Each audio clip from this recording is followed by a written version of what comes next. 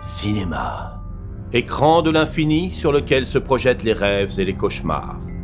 Leur mission, vous faire découvrir des films oubliés, vous faire poser le pied sur des genres plus ou moins inconnus, et au mépris de votre santé mentale, vous faire avancer vers des contrées nanardesques. Le seul hic, c'est qu'ils ne le savent pas encore. Voici leur émission.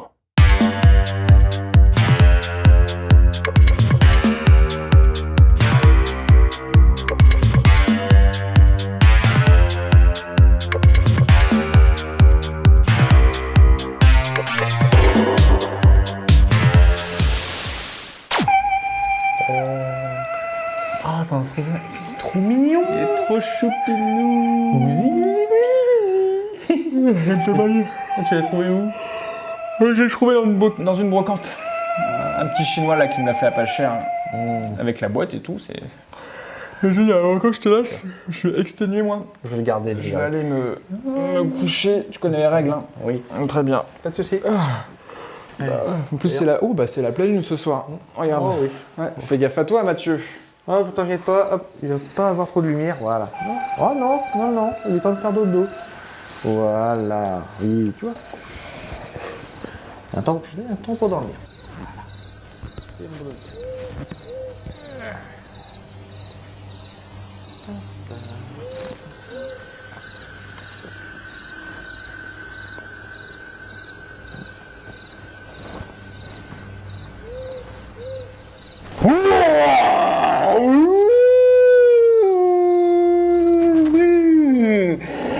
Ça fait un mois qu'on prépare cette émission, mon petit Fabien. Mais bien tenté. Oui, bon, ça va, on a eu peur d'une poule, ça arrive. Vous appelez ça une poule? C'est un monstre hideux, génétiquement modifié. Rien de plus. Oh, tant que tu es, tu peux pas me gratter le dos, s'il te plaît. Mais bien tenté.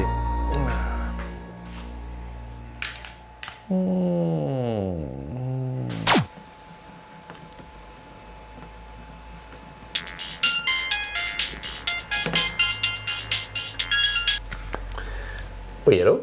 Bonjour Mathieu. Quelle est ton émission VHS préférée? Mais qui êtes-vous? L'important n'est pas de savoir qui je suis, mais où je suis. Tu es Fabien, et tu es juste à côté de moi. Mais bien tenté.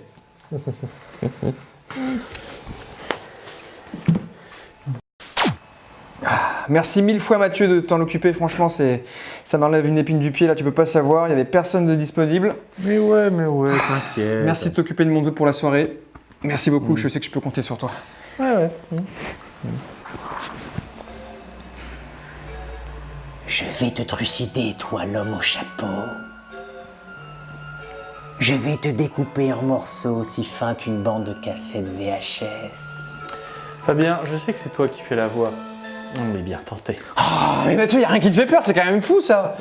Que je me donne tant de mal là, et merci de bousiller notre intro de VHS du coup là. De rien. Moi je sais pas comment faire maintenant, écoute, débrouille-toi pour présenter ces deux films. Hein.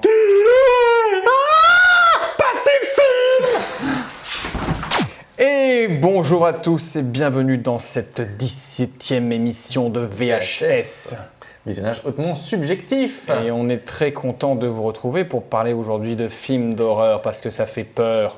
Ouh là là, ah là là, ah, ouh, ah. Ouh, ah, ça commence. Non, tu n'arrives pas à bien jouer l'horreur. C'est vrai. L'horreur, ça doit être plus viscéral. L'horreur, c'est lorsque ta peau commence à trembler, tu commences à suer, que justement un frisson glacé parcourt ton échine. Bref, l'horreur au cinéma, ça date de longtemps parce que déjà Méliès en faisait lorsqu'il faisait ses films au tout début du XXe siècle. Et ça se continue encore aujourd'hui puisque c'est un des genres les plus prisés. On a aujourd'hui un petit renouveau de l'horreur avec Blumhouse Productions qui a relancé M. Night Shyamalan, qui, entre autres, effectivement, entre autres, mais qui donc fait soit des belles merdes comme The Gallows, soit d'excellents films justement, Comme les premiers Insidious, comme The Boy, Conjuring. The Boy, etc. Ouais, The Boy, quoi. Ah ouais, tu l'avais aimé, toi, Ouais, The Boy. moi j'ai bien aimé. Bah, en parlant J'ai de- eu des pétasses dans la salle qui ont gâché le film, mais le film était suffisamment bien sur certains points pour apprécier. Tu dis ça parce qu'il y a une poupée parmi nous aujourd'hui, Mathieu, c'est ça? Ah non, ça c'est une poupée mais pas une pétasse. Voilà, donc j'ai mon neveu aujourd'hui qui est avec nous, Il te ressemble, hein? que je suis, Vous avez les merci, mêmes bretelles. que je suis obligé de garder avec moi. Je peux dire qu'il m'a fait flipper, il a été sur mon canapé toute la nuit et je n'ai pas fait le malin. Bon, ben vous l'aurez reconnu, Chucky, on remercie Chloé qui nous a prêté cette superbe poupée de collection va, Charles que je ne mettrai pas chez moi parce que franchement elle est trop flippante. Vu ce que tu as chez toi déjà, ça va être déjà une boutique de l'horreur. Hein. Oh bah merci, je te mettrai dedans la prochaine fois Mathieu. Il faudra que je regarde le dernier Chucky d'ailleurs que je n'ai pas vu qui est sorti l'année dernière. Le 7ème de Pour la ceux qui série. ne les ont pas vus, regardez-les, ils sont plutôt fandards. Oui. Bah, très bien Mathieu. Au revoir, plutôt. On va commencer je crois par ton film. Merci bien. Et bah Très c'est bien. parti. La sélection de Mathieu.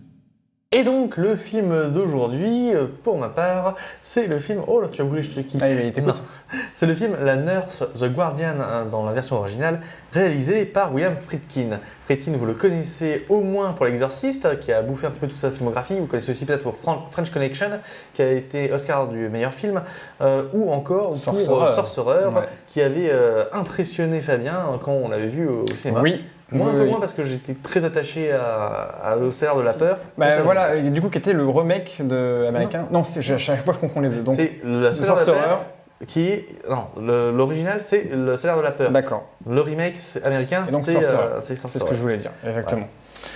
Ah là là. Donc la Nurse, qu'est-ce que c'est? C'est l'histoire de Phil et Kate qui sont heureux parce qu'ils vont avoir leur premier enfant et ils sont tout contents. Mais pour ça, eh ben, comme ce sont de bons Américains, ils ont besoin d'une nourrice, la nurse. Parce qu'ils sont trop débordés par leur travail, bien Et sûr. donc, ils tombent sur la nurse parfaite, bien qu'il y ait quelques éléments par-ci par-là avant qu'ils fassent un peu flipper pour se dire mais cette nurse-là n'est-elle pas trop parfaite? Et surtout, comment ça se fait que c'est elle qui a le poste alors qu'il y avait quelqu'un qui était pas mal. Mais parce qu'elle est plus bonne, Mathieu. Ah, elle est plus bonne. Non, il est encore plus que cela. Ah bon? Ah oui, voilà. Et, elle est un petit peu celtique. Ah Voilà, je n'en dis pas plus parce que là par contre, moi c'est déjà dit dans le carton de début de film, Oui, c'est vrai. quasiment. Donc la nurse avec Jenny Seagrove dans le rôle principal, Dwyer Brown, Carey Lowell, Brad Hall et Miguel Ferrer. Très peu de gens connus au Oui, final. je ne connais quasiment personne. Sorti en 1990 et je le souligne. Parce que quand je l'ai regardé, j'ai trouvé que c'était un bon film et je me suis dit, ah, Friedkin a fait un bon prototype pour l'Exorciste. Or, l'Exorciste c'était en 72, Ouais. donc 18 ans plus tard, c'est la Nurse. Là, ça a fait un petit peu baisser dans mon estime. Ah, ça pique un Ce peu. n'est pas un prototype, c'est un remake quasiment, puisque c'est une histoire de force occulte, Ouais, et histoire ici de force druidique. exactement. Donc, mais druidique un petit peu dans le genre quand même Donjons et Dragons, puisque c'est le druide ami de la nature. Non, le druide n'était pas ça. Le druide celtique, à la base, c'est un peu l'équivalent du prêtre maya, c'est-à-dire quelqu'un qui fait des sacrifices pour régénérer la nature à coup d'énergie vitale. Voilà. Donc, merde, à la fin, le druide, c'est pas le copain de la nature. Donc, C'est plus panoramisme. voilà, c'est Voilà. plus panoramique. Ouais, bah oui, c'est plus panoramisme. Tu voulais savoir ce que t'en pensais de ce film? Ah oui, c'est tout pris. Je comprends bien. Pourquoi tu deviens chinoise? Je sais pas, le panoramisme m'a fait manger un feu et ça y est. Ah ouais, J'ai un j'avais- feu de Soki sur la langue. Non, bah la Nurse que je ne connaissais Charmé. pas. Je connaissais du coup Friedkin forcément Personne par ne connaissait. les autres films que tu as cités. Ouais. Ah, c'était un gros avec un ouais. à la Ah fin. ouais. Oula. Le film est plutôt sympatoche, flippant, j'irai pas jusque là, mais plutôt mystiquement horrifique, je suis d'accord. De bons effets gore, moi j'aime bien, ça rappelle. Et d'ailleurs, si je me trompe pas, le film devait être réalisé normalement à la base par Sam Raimi. Oui, effectivement. Et Et on on retrouve un petit peu de sa patte. On retrouve un peu sa patte dans les effets gore parce que je trouve que par moment il y a un petit peu Devil Dead, on peut Oui. ressentir un petit peu ça avec le fait que la force de la nature font un petit peu là aussi. Non, dans l'esprit le film il est pas inintéressant puisqu'on part sur On part sur un scénario plutôt classique et même un petit peu trop téléphoné à chaque fois.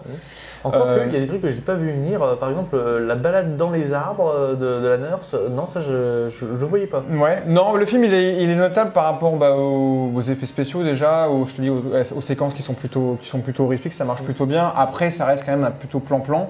Et ce qui m'a le plus dérangé dans le film, c'est cette histoire de faux druide, puisque tu viens de le relever, de savoir pourquoi elle fait ces sacrifices d'enfants en fait, cette en fait, nana. techniquement, c'est ça la partie la plus druidique, justement, parce que les Gaulois, c'est ceux qu'on connaît le plus, enfin les Celtes, faisaient beaucoup de sacrifices humains, parce que justement, comme pour les Aztèques, pour les Mayas, pour les Incas, c'était une manière de faire passer la force vitale d'un être humain dans le royaume des dieux, justement, rendre sacré.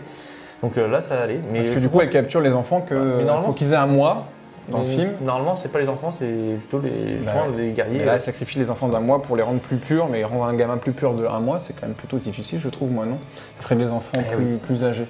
Bon, voilà. Non, mais dans le film, j'ai trouvé sympatoche. C'est vrai que j'ai pas non plus 10 tonnes de trucs à dire. Toi, Mathieu, pourquoi tu l'as choisi, ce film? Moi, je l'ai choisi parce que justement, c'était assez atypique. J'avais apprécié pour quelques effets, pour quelques idées qui étaient parsemées par-ci par-là, qui sont effectivement du Friedkin. Là où on peut remarquer, alors juste une petite incidence sur Sam Raimi, il y a Monsieur Bobine qui a fait une émission sur Sam Raimi. Allez-y, c'est vrai, bon. je l'ai vu. Et il se trouve que donc, il y a un élément central, un arbre. C'est pas un spoiler parce que ça se voit assez vite. C'est l'arbre dans Pocahontas, parce qu'il a des visages aussi. C'est quasiment ça. Sauf que là, il est utilisé comme Evil Dead, mais la façon de le réaliser, là on voit que justement, c'est du Friedkin et pas du Sam Raimi. Oui, non, la façon d'utiliser la caméra, puisque chez Sam Raimi, c'est une caméra qui est vivante, qui est quasiment un personnage à part entière. Chez Friedkin, c'est beaucoup plus compliqué. Compliqué, c'est plus plan-plan comme tu l'as dit, parce qu'il ne fait pas des mouvements très spéciaux, mais il filme d'une manière, et surtout il monte d'une manière qui rend assez dingue. Surtout, il y a un plan de mâchouillage d'arbres que j'ai beaucoup apprécié, et surtout quand je l'ai vu, je me suis dit, effectivement, je vois comment ça a été fait au tournage. Au tournage, ça devait être kitschissime, ouais, je pense. Mais tel que ça a été montré, tel que c'était monté, justement, ça fonctionne. Il y a certains montages, comme on voit que ça a été difficile, je pense que ça doit être très kitsch au tournage, comme tu le dis, et qu'au montage, ils ont dû des fois faire des raccords qui sont un petit peu gênants par moment. Notamment, je pense à la séquence, une des séquences de fin où une nana dans une jeep se fait attaquer par des loups. Oui. Notable parce qu'ils ont utilisé des vrais loups, pour la plupart, il y a quelques marionnettes. Ça, c'est juste Friedkin. Ouais, mais c'est bien parce que c'est encore 2090, c'était encore un peu la mode d'utiliser vraiment des animaux. Oui, encore, ça l'était. Surtout que le fait qu'ils mettent ces secteurs en danger. D'ailleurs, ça m'a fait marrer parce que c'était la même Jeep que dans Jurassic Park, donc pour 2 ans après. Oui. C'est la même Jeep avec la même ambiance. Et puis là, les loups arrivent quand il ne pleut pas, quand c'est le T-Rex, mais là, quand il y a du vent et qu'il fait nuit, c'est les loups qui arrivent. Donc je pense que c'était prémédité même déjà. Oui, ils font une petite alternance comme ça. Déjà avant. Non, par contre, voilà, au niveau de l'ambiance, des décors et du côté toujours, on a vraiment des gros contrastes dans le film. Oui. On est vraiment sur, même le début du film, et la première séquence d'ouverture, l'épilogue. On est dans une maison où tout devrait aller bien et on a des contrastes clairs-obscurs qui sont vraiment posés. Et au niveau de l'ambiance, là, on ressent bien ce qu'il a pu faire dans L'Exorciste, ce qu'il a pu faire dans ses films. Donc là, c'est vrai qu'on le reconnaît au niveau de la photo aussi. Il a su s'entourer de la même façon à chaque fois. Oui, donc à ce niveau-là, c'est un très bon travail parce que Friedkin, c'est pas n'importe qui, quoi, quand même. Ah non, bien sûr. Mais c'est là que tu remarques quand même que c'est un réalisateur. Il faut vraiment qu'il ait un bon sujet dans les mains pour en faire quelque chose. C'est pas quelqu'un qui peut improviser son tournage ou son cinéma. Mais ça va pas assez loin. Voilà. Pour moi, dans ce qu'il va en faire. L'antagoniste est pour moi pas assez développé parce que Ola est une femme très jolie qui est une source maléfique de la nature. Pourquoi sacrifier ses enfants? Je reste encore bouche bée, je ne sais pas. Bon, et encore une fois, non, putain, les druides, ce sont pas les copains de la nature. Ils font pas des tisanes, merde. C'est pour ça que tu es pas content, Mathieu, que c'est un film d'horreur pour toi parce que ça parlait pas du bon druide de la bonne façon. Si. C'est un film d'horreur parce que justement, il y avait un être qui est en forme d'humain, mais qui n'est pas humain. Ça, c'est le truc qui me fait plus flipper. Et en plus, dans cette histoire-là, la peur qui est exploitée, c'est la peur des parents de perdre leurs enfants. Ça, c'est très fort. Et donc, moi, j'ai trouvé que c'était plutôt un bon film, mais c'est un bon film comme ça. Bon, très bien. On va continuer à faire la nurse avec Chucky, puisqu'on va parler du coup de mon film maintenant. Oh là là. Et c'est parti, n'est-ce pas, Chucky? J'en tremble d'avance. La sélection de Fabien. Et c'est parti, on va parler maintenant de mon film Les Chroniques de Tchernobyl, et en anglais Chernobyl Diaries. Ce qui est faux, Diaries. Et je dis ça, en plus c'est même pas une chronique parce que ça se passe que sur deux jours, je crois. Il n'y a qu'une nuit d'ailleurs, donc voilà, c'est des fausses chroniques d'ailleurs. Bon, un film plutôt décrié dans le film d'horreur, puisque pour ceux qui l'ont vu, parce qu'il n'est pas très vieux, il date de 2012. Il n'est pas très aimé, mais moi je sais pas, je l'aime bien, donc j'avais envie de vous en parler. Je voulais vous parler de The Witch à la base, qui était sorti il y a 2 ans, que j'adore. The Witch. Que moi j'ai eu beaucoup de mal avec ce film. C'est vrai, et je le savais, donc j'ai dit je vais éviter de en parler. Ah mais tu aurais pu, on pourra en reparler peut-être plus tard, on verra. Mais en tout cas, voilà, j'ai envie de parler d'un autre petit film beaucoup plus modeste qui s'appelle du coup Chroniques de Tchernobyl, qui a été réalisé par Bradley Parker et qui était un des créateurs de la saga Paranormal Activity, à savoir sur tous ces films, il y en avait 2 au moins qui étaient bien, le premier pour moi et le 3e qui se passe dans les années 80. Moi je l'ai trouvé super. Moi je trouve que le 3e d'ailleurs. Regardez le Pourquoi j'ai raison et vous avez tort de Durandal à ce sujet. C'est pas faux, il avait fait une émission dessus. Qu'est-ce que ça nous parle de ce Chronique de Tchernobyl? Forcément ça nous parle de Tchernobyl puisqu'on suit 6 touristes qui s'engagent à suivre un guide touristique au sein. Yuri. Oui, au sein de la ville de Pripyat, donc qui était du coup la ville la plus proche de la centrale qui a explosé, où abritaient du coup les familles des ouvriers de l'époque. Et donc ils vont visiter celle-ci en mode un petit peu extrême, en mode comment dire, hors piste. Hors piste, merci, je cherchais le mot, merci, très bien. Et au cours de leur exploration, il va se passer des choses plus ou moins étranges et ils vont se demander s'ils ne sont pas avec d'autres personnes, en tout cas suivis, ils sont peut-être moins seuls que ce qu'ils ne le pensaient. Ouais. Voilà, pour pas trop en dire, même si je vais développer un peu plus après, avant d'en dire un peu plus, toi Mathieu, puisque tu en suis déjà, qu'as-tu pensé de cette invasion nucléaire ? Eh bien, c'était Tchernobyl à des yeux, voire Stalker, mais avec moins de travail dessus. Stalker. Tu le connaissais pas le film? Ah non, je ne connaissais pas le film. C'était Stalker, aussi bien le film de Tarkovsky que le jeu vidéo qui en est tiré, puisque c'est Pique-nique au bord du chemin, le roman original. Bref, il y avait beaucoup de choses à faire avec Pripyat, des belles choses. Le problème, c'est que ce film-là, je crois, c'est parce qu'il est fait par un Américain qui l'a écrit et que les personnages sont américains. Je reviendrai là-dessus, mais d'abord, toi... Tu me renvoies le boomerang, enfoiré. Oui. Non, du coup, moi, je l'aime. Voilà pourquoi j'aime bien ce film. Déjà, il est décrit comme un fun footage, et pour moi, ça n'en est pas totalement un, puisqu'un fun footage, normalement, il faut que c'est une caméra au point, certes, mais que ce soit un personnage à part entière. Oui. Et dans ce film-là, certes, la caméra est très volatile, mais il n'y a aucun personnage en tant que tel qui a cet œil objectivement. Donc, du coup, ce n'est pas vraiment un fun footage. Pourquoi je l'aime bien? Tout simplement parce que, jusqu'à que je me documente dessus, je pensais, donc pour dire que c'était bluffant quand même, qu'ils avaient vraiment tourné les séquences à Pripyat, donc sur cette ville abandonnée, à Tchernobyl, ce qui est faux. Oui. Donc déjà, beau boulot pour ceux qui ont fait les décors, ça, il n'y a pas de souci. Même si on revoit la fameuse, on en parlait avec Rodrigue, on voit la fameuse roue qui est symboliquement quand même présente dans tous les esprits, et qui a été refaite qu'à moitié, il y a du numérique pas mal. Pas mal de décors qui ont été choisis dans des anciens blocos ou anciens souterrains datant de la Deuxième Guerre mondiale, qui n'étaient pas forcément en Russie, mais autour d'autres pays aux alentours. Donc au niveau des décors, je trouvais ça cool, et jusqu'à que je me documente vraiment sur le film, je pensais que c'était vrai. Donc tant pis. Mais pourquoi? Parce que je trouve que les réalisateurs, que les comédiens, c'est ce que je voulais dire, même s'ils sont tête à claque américanisés, ont quand même des réactions plutôt moins connes et moins cucu qu'on peut voir dans certains films. Il n'y a aucun moment où je me suis dit c'est con, faut que tu fasses ça ou faut que tu fasses autrement. Ils ont des décisions plutôt logiques dans l'ensemble. Moi j'ai trouvé, je sais pas toi, mais en tout cas moi j'ai trouvé qu'ils avaient toujours une qui était un peu conne, mais surtout, ça commence dès l'introduction. Ouais. En fait, ce film-là me rappelait un film qui est un nanar, qui s'appelle Eurotrip, Sex Trip en version française. D'accord. C'est le point de vue des Américains qui vont en Europe. C'est forcément les Européens, on peut les baiser, les Russes ou ex-soviétiques, c'est tous des gros cons, tout est sale ici. Bref. C'est un bon jour des vacances en fait.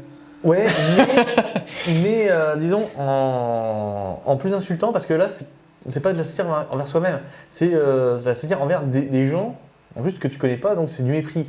Et c'est ça ce qui me déplaît là-dedans. Donc voilà, moi je trouve que ça passait plutôt bien et que en plus certaines choses qui pouvaient être téléphonées allaient beaucoup plus loin de ce qu'on pouvait imaginer.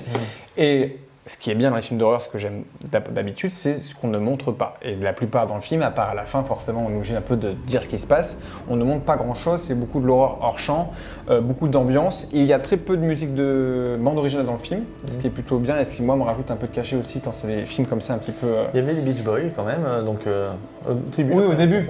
Oui, mais au sens dans le film, pendant les trucs de scènes d'horreur, il y a par moments vraiment des ambiances, plus que de la musique, mais il y a très peu de... C'est plutôt silencieux à ce niveau-là. Sinon, c'est Love and Mercy. Sinon, c'est Love and Mercy, effectivement. On a parlé dans l'émission de septembre. Donc, dans l'ensemble, voilà pourquoi j'ai aimé le film et parce que j'aime bien les décors qui font quand même plutôt post-apo et tout ça. Donc, c'est pour ça que je l'aime bien ce film-là.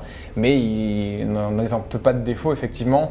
Je trouve la fin nulle. Ça, clairement, je trouve que la fin est. Ils auraient dû s'arrêter au moment où ils rencontrent des humains. Tu vois, à ce moment-là, sans spoiler, qu'ils ont fait un deuxième épilogue que je trouvais inutile. Et j'ai même regardé sur DVD, il y a même une séquence, une fin alternative qui est encore plus nulle. C'est dommage. La fin un peu décevante. Mais dans l'ensemble, je trouve qu'il marche plutôt bien, que les décors sont cool et que personnellement, quand je le regarde, je me fais quand même des coups de flip et je trouve qu'il y a une ambiance plutôt pesante derrière. Est-ce que tu as eu peur? Non. D'accord, j'ai perdu, tant pis. C'est parce que tout dans le métrage, justement. Alors là, par contre, ça peut faire peur pour certaines personnes. Ta copine, elle a eu peur. Ça marche. Ma copine a eu peur, mais surtout parce qu'elle est bonne cliente de ce genre de truc, même si elle n'a pas eu peur sur Alien, ok. Mais par contre, donc sur ce film-là, elle n'était pas dans une ambiance qui est hyper rassurante, donc elle a eu plus facilement peur sur ce qu'elle a vu parce qu'elle n'a pas tout regardé jusqu'au bout. D'accord. Donc là, je peux comprendre, mais quand on connaît les ficelles, ça se voit. Ah, t'es choué. Merci. Où ça va et où ça finit. Donc, pour moi, c'était un lundi. C'était un lundi, alors que nous tournons cette émission, nous sommes le lundi. Mais quelle coïncidence, ouais, n'est-ce pas? Bon, tant pis, tu aucun point positif du coup à me donner? Si, les décors, évidemment, ça, mais comme tu l'as dit, je veux dire, moi, ça a été vraiment bluffant à ce niveau-là. Mais dès que j'ai vu l'ours, j'ai vu les CGI et donc là, je me suis dit... Ouais, ça passe encore, je trouve, l'ours. Il est plus furtif, il passe même encore mieux, même si celui-là... Il est furtif, mais sinon, disons, il est mal intégré, je trouve. Ah ouais, ouais. Il y avait un truc qui faisait faux. C'est le même ours que dans The Revenant, d'ailleurs. Ouais. Il a le même collier avec son même prénom, je sais pas si t'as fait gaffe. Non, je déconne, c'est pas vrai, c'est une blague. Donc voilà, oui, nous sommes fatigués, je crois. J'ai fatigué Mathieu avec ce film, il fallait bien que ça arrive un jour. Avec Chronique de Tchernobyl, qu'est-ce qu'on peut noter d'autre? Le casting, forcément, c'est les Américains, donc. Mais des inconnus. Mais inconnus, donc on a des beaux gosses, des belles gosses et des têtes à claques. Yuri, typiquement la gueule du russe. Ouais, lui, voilà. Donc non, ce qui est bien, c'est qu'en plus, notamment le guide touristique, ce qu'il dit quand même dans le film, c'est des faits réels, c'est des choses qui sont vraiment arrivées, donc il parle de comment l'explosion a été faite, quels ont été les dégâts qui ont été... Donc voilà, il y a un peu de vrai quand même dedans, et on part sur un film qui reste classique, je suis entièrement d'accord, qui n'est pas un gros film d'horreur, mais qui est pour moi quand même largement meilleur que d'autres merdes, comme tu parlais, comme The Gallows tout à l'heure, comme plein de remakes d'Exorcisme, etc. Ou plein d'autres suites qu'on a pu voir de films d'horreur. Donc voilà, dans mon cœur, il reste quand même plutôt intéressant.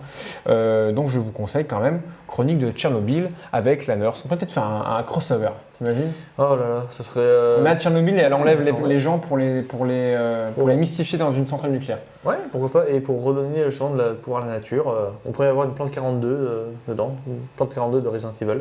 Ça y est, on a la suite. Ça s'appellerait The Guardian of Chernobyl. Tu disais, Audrey? Faisons simple. Ça ressemble un peu à Fallout. Fallout? Oui. Ah oui, voilà, on a créé Fallout. Ah. Voilà, merci à vous. Bon, voilà, en tout cas, on vous conseille quand même ces deux films dans un petit coin sombre de votre canapé. Oui. Voilà. Avec du popcorn, avec un petit peu de vin. Exactement. Chucky, qu'est-ce que tu en penses de ces films? D'accord, très merci. bien. Charles, tu as toujours de bons conseils. De bons conseils, donc voilà, il dit qu'il regardait ses films, forcément. Oui, on regardera tes films.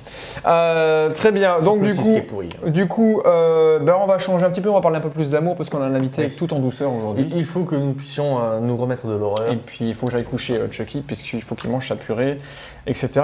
Sa purée d'enfant. De carottes. Ah. Oui, c'est vrai pour que ça soit plus aimable. En tout cas, on se retrouve tout de suite pour l'invité du jour. 3, 2, 1, à tout de suite. L'invité du jour. Et nous revoilà avec notre invité du jour. Simon Nwambemben, bienvenue à toi. Merci de m'avoir invité. Merci d'avoir accepté notre invitation. Très bien. Donc Mathieu qui l'a sorti de son chapeau, cet invité, parce que je ne le connais pas du tout. Mais pas du tout, et je suis ravi de l'accueillir. Donc je vais te laisser le présenter. D'accord. Alors commençons la présentation. Tu es originaire du Cameroun, où tu es né dans une famille de musiciens. Exact. Tu as été initié donc au rythme et mélodie traditionnelle, et tu as découvert au début de ton adolescence la musique contemporaine, que tu as incorporée dans tes influences, et tu as créé donc ton propre style musical que tu appelles le beatibak. Exact. Et j'ai envie de savoir ce que c'est. Alors, Exactement. Je t'embête avec ça déjà. Non, j'aime bien parce que même les Camerounais me posent souvent la question. Donc, le bitibak, en réalité, c'est le nom d'un remède. D'accord. Donc, j'ai emprunté ça aux ancêtres parce que chaque fois, on me demande toujours, même jusqu'aujourd'hui, c'est quoi ton style de musique? C'est quelle musique tu fais? Ouais, on est obligé de catégoriser les gens, c'est un peu chiant des fois. C'est chiant. Donc, j'ai emprunté ce nom-là aux ancêtres parce que c'est le nom d'un remède. C'est un mélange de plusieurs feuilles, d'écorces, de racines, mais de toutes sortes, qu'on fait bouillir dans une grande casserole. Et quand on a le palu ou la grippe, on prend ça par l'inhalation. Et c'est ça qui fait passer la maladie. J'ai déjà voyagé, ça y est. Voilà. Merci. Ok, très bien. Bon, et ensuite, tu es venu à Nantes, où tu as participé à la Cité Métissée. C'est un projet produit par Joli Môme. Voilà, nos amis Joli Môme qu'on salue. Toujours. Et donc, c'est une association de Nantes, pour ceux qui ne connaissent pas. Et c'est pas bien, il faut regarder VHS pour connaître tout cela. Alors donc, Joli Môme t'a fait une petite fiche, un petit encadré, où il te met que tu es donc musicien, mais aussi que tu es un maître zen. Parce que voilà, tu fusionnes beaucoup de styles pour faire ta propre musique.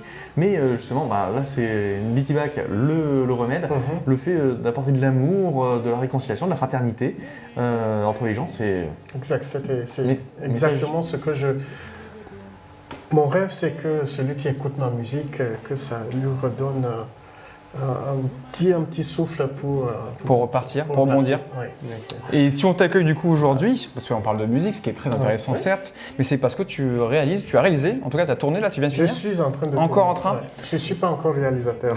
Oui, mais tu le seras une fois que le film sera fini. Voilà, exactement. Quand vous verrez cette émission, il aura réalisé. Voilà. Donc ton premier film qui s'appelle Danse avec moi. Oui. Oh, Danse avec moi. Voilà. Exact. Donc c'est toujours avec Joli Môme que tu produis ça. Et donc là, c'est une nouvelle carrière après auteur-compositeur, auteur-réalisateur. Oui. Je suis réalisateur. Enfin, quand je dis je serai réalisateur, ce sera pour les autres. Moi, je sais que je suis réalisateur depuis que je suis gamin parce que je me fais beaucoup de films dans ma tête. Bon, cette fois-ci, ça sera un film que d'autres personnes pourront voir aussi. Voilà. Avec plaisir. Donc du coup, ma première question est naturelle, c'est qu'est-ce qui t'a amené à vouloir réaliser du coup ce premier film, donc de passer de la musique et du cinéma. Pourquoi? Parce que dans mes chansons, quand je compose, je raconte. Je mets quelqu'un en face de moi, je lui raconte quelque chose, je lui dis des choses. Je lui pose des questions parce que je pose beaucoup de questions. Je me pose déjà à moi et je pose aussi à d'autres personnes.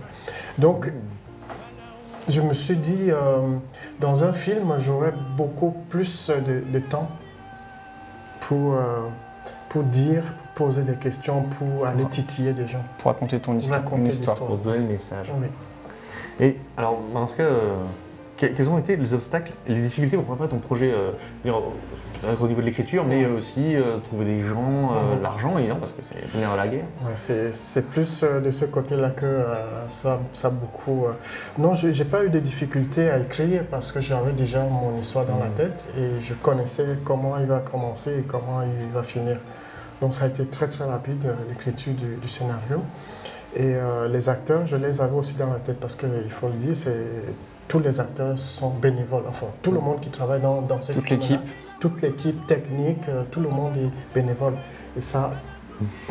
On les remercie jamais assez, c'est vrai. Ça, du coup, vous étiez une grosse équipe de combien? Hier, on était 20-25 avec les figurants qui sont venus aussi bénévolement, qui ont pris de leur temps pour venir. Donc voilà, les difficultés, c'était beaucoup plus trouver de l'argent pour... comme les gens viennent bénévolement, il fallait au moins trouver quelque chose Pour les défrayer un petit peu et pour manger. Pour manger aussi, bah oui, bah, la régie, important. Du coup, tu as lancé un financement participatif. Comment tu as mis en place ton... Non, j'ai pas pu le faire parce qu'il faut le dire que dans ce film-là, je fais le métier de plusieurs personnes, et scénaristes, et réalisateurs, et musique aussi. Et musique, j'imagine, la voilà. question elle est posée, mais ça me semblait logique. Donc oui, j'ai pensé à faire... comment ils appellent ça en anglais déjà, le truc participatif là? Bah, après on appelle ça voilà. Ah oui, le crowdfunding. Ouais. Oui, j'ai pensé à ça, mais il faut vraiment avoir du temps. Bah, ça se prépare en amont aussi, c'est vrai que... Donc voilà, j'ai pas eu le temps de le faire. D'accord. Donc tu as fait quoi? Comment tu as fait? Ben, j'ai la mairie de Nantes Ouais. qui finance un tout petit peu. Et puis avec Joli Môme est coproducteur. Voilà. Donc, Ok. Toujours aussi efficace. voilà, ouais. Du coup, avant de passer à ma troisième question, je voulais savoir si tu pouvais nous en parler un peu de ton film. Qu'est-ce que ça raconte? Enfin, le pitch de ton film. Alors, il sera très très court. C'est une histoire d'amour entre un noir et une blanche, ce qui n'est pas original du tout. Ça dépend comment tu l'amènes. Ce que je veux dire dans le film, c'est les difficultés de mettre en place cet amour-là pour les personnes qui sont amoureux, entre les familles, les deux familles qui ne sont pas souvent d'accord, entre les amis qui, voilà. C'est tout ce qui tourne autour de cette union-là. D'accord. C'est de ça que je parle dans le Et film. du coup, donc c'est l'homme qui est black et la femme qui est blanche. Qui est blanche, oui. Qui est blanche. Et du coup, ils sont séparés parce que je sais que j'en connais pas grand-chose. Je pose plein de questions. Ça, on raconte pas la Ça, on raconte Non, pas la mais fin. est-ce qu'ils sont physiquement... est-ce que lui est peut-être au Cameroun et puis elle en France? Non, Je ne sais pas. ils sont en tous France. C'est ça ma question. Ils sont tous à Nantes. D'accord. Ils sont tous à Nantes. En plus, oui, parce que le film se passe à Nantes. Très bien. Voilà. Ils sont tous à Nantes, ils se rencontrent à Nantes lors d'un cours de danse, et puis voilà, ils tombent vraiment fou amoureux. Et voilà, avec les difficultés des deux familles, surtout de la famille du noir. D'accord. Parce qu'on ne le dit pas assez, il y a aussi le racisme de l'autre côté aussi. Bien sûr, bien sûr. Je mets l'accent aussi de ce côté-là. Très bien, peut-être parce que tu t'es inspiré de choses que tu as vécues ou que tu as entendues ou que tu as peut-être connues. Oui, j'ai eu un tout petit peu, peut-être les 5% du film, je l'ai vécu. D'accord. Et tu puis t'es inspiré de cela. Voilà, je me suis inspiré de ça. Et puis j'ai brodé autour. Très bien. Et du coup, ça revient à ma question. Est-ce que tu t'es inspiré de films que tu avais peut-être déjà vus ou de réalisateurs qui ont pu influencer ta façon de mettre en place ton film ou de la façon dont tu as voulu le faire? J'ai vu et je continue à voir beaucoup de films. Ouais. Et puis, voilà, quand je regarde un film, je ne suis pas encore réalisateur. Bientôt. Bientôt. Quand je regarde un film, je suis tous les détails me sautent aux yeux. D'accord. Les plans, comment c'est filmé, la lumière. Voilà, c'est comme ça que je travaille. Moi. D'accord. Donc tu t'inspires de choses, mais tu n'as pas des films précis qui t'ont inspiré vraiment, je prends un peu tout. de partout. Un peu de partout. Oui. Donc c'est un film qui est fait du cœur alors. Exactement. Totalement. Ça vient de là. Très bien. Autre sujet, puisque autre partie, c'est sur la partie réalisateur, sur la partie expérience, tu l'as dit, autodidacte. Quel serait ton conseil pour quelqu'un qui voudrait se lancer justement dans un projet cinématographique, toi qui est venu vierge de tout dans ce métier-là. Et donc, quel serait ton conseil pour le prochain petit jeune qui se lance? Alors, je prendrais plutôt le conseil d'un réalisateur qui m'a donné ce conseil-là. Il m'a dit, il faut, pour être réalisateur, il faut être un peu dictateur. Dans le sens que c'est ce qu'il y a dans ta tête qu'il faut que voilà. Oui, ça ne veut pas dire que tu ne peux pas prendre des conseils de gauche à droite. Ce que j'ai fait. Et ça m'a beaucoup aidé. Mais il faut se tenir à sa première idée.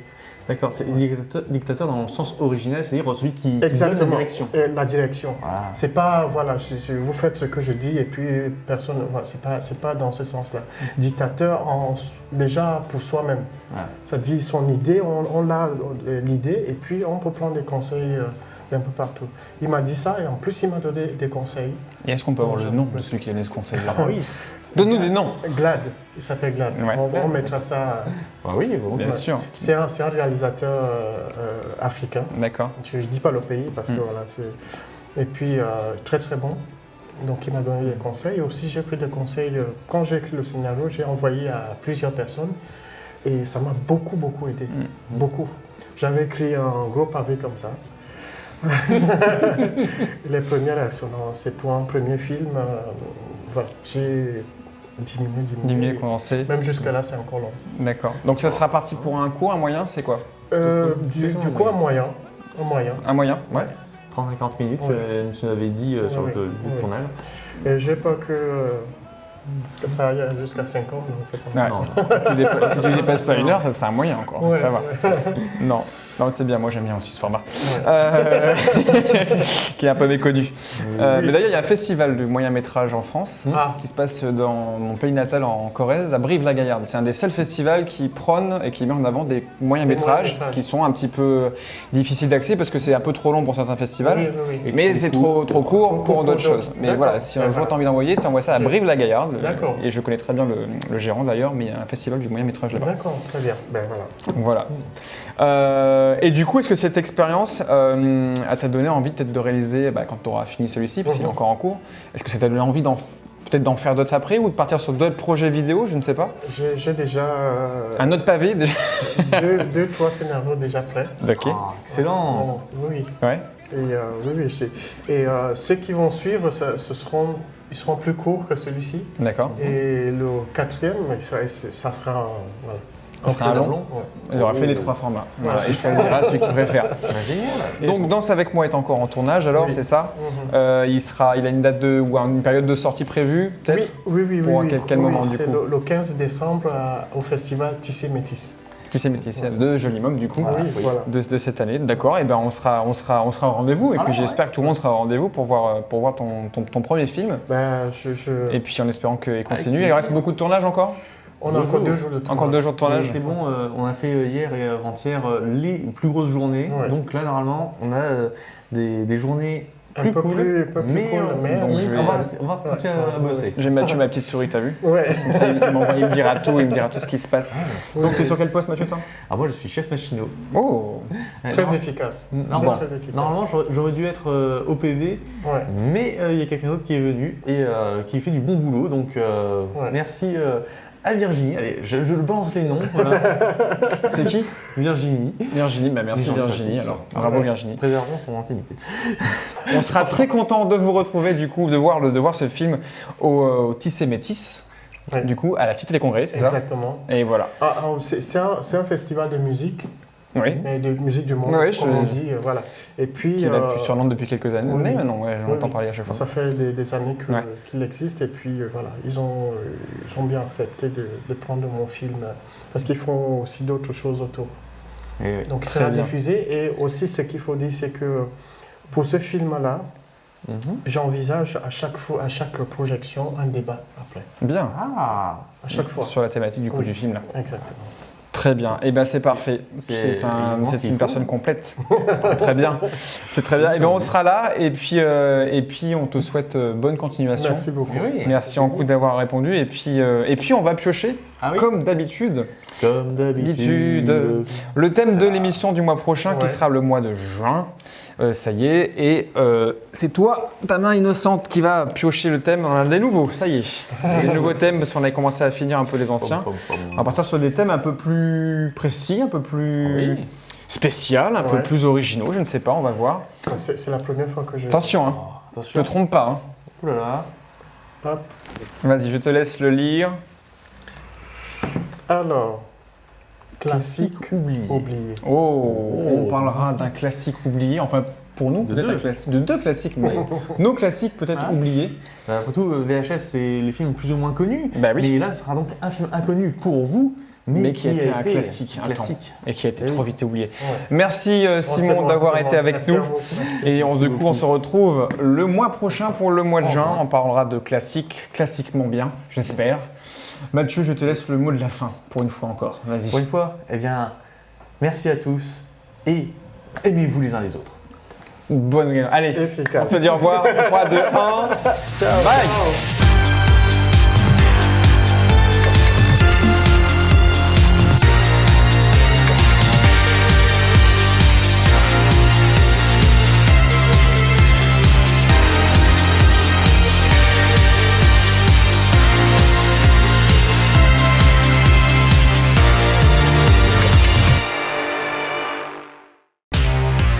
VHS, visionnage hautement subjectif.